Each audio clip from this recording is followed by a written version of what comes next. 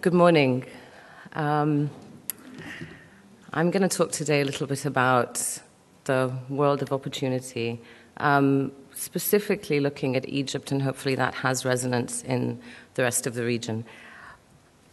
On December 9th of this month, of this year, a hashtag on Twitter came up called Occupy Facebook.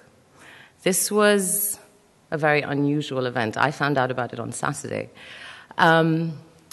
Young people in Egypt had noticed on Van Diesel's fan page on Facebook a picture of him in Cairo. And very surprisingly, they mobilized and went on his fan page on Facebook and commented. There were thousands and thousands of comments, from political comments to humorous comments to food recipes. And they didn't leave it at that. They mobilized through Twitter to move from one fan page to another. And they went from Van Diesel's fan page to Obama, to Israel, to the White House, and to Lady Gaga, where they gave her a recipe for making kawera, if you know what that is. Now, this is, for a lot of people, they commented on this and said this was meaningless. At one point, Obama had 65,000 comments in Arabic on his fan page. But this was very unusual because young people, or the people that use Facebook and Twitter, had decided to mobilize and react to something that they saw without any leadership, without any guidance, and with no specific direction. And this is the first time I'd heard of something like this happening. And it's something that is, I think, has been influenced by what's been happening in our region. That there are many young people out there in our populations who are doing very different things that are unusual to us and to our generations. There was no reaction to what happened on these Facebook pages. It was comical more than anything. But what does it mean when we are dealing with this generation as educators? What does it mean for the kind of opportunities that we need to provide them? What does it mean for education? And what does it mean in the different contexts where we work, whether we are in a classroom or whether we are preparing people for education through the services that we provide? Now, the first thing I want to look at is what are the employers looking for? When we talk about opportunity, this could mean multiple things. It could mean providing people with a job or the opportunity for a job.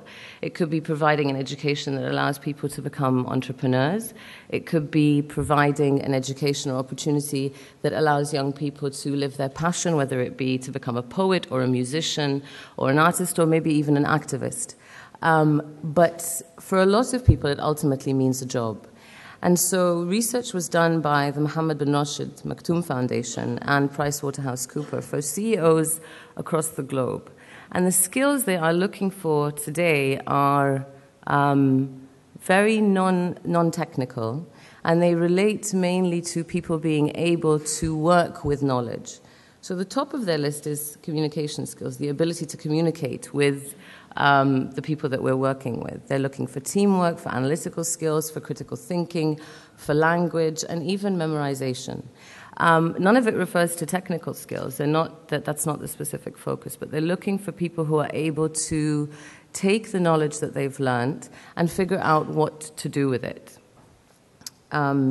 This is at our foundation, at the Education for Employment Foundation where I work, this is very, very critical to the work that we do.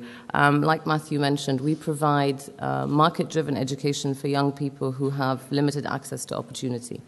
And that basically means that for a lot of young Egyptians who don't have the means to be able to access private education, which is the majority of the population, they are unlikely to get a job. Our unemployment rates are very high. Among young people, it's in 44%.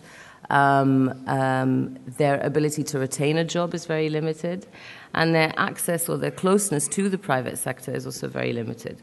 So when we come to provide education, we work very closely with the private sector to figure out what kind of a caliber are they looking for, and accordingly design educational programs that will meet that need. And some of these skills are very much very much guide the work that we do. Now, the other thing that's very important in terms of what are employers looking for is the social context. I mentioned that we work with people with limited access to opportunity. This resonates very much in Egypt, and I think in other countries in the region as well.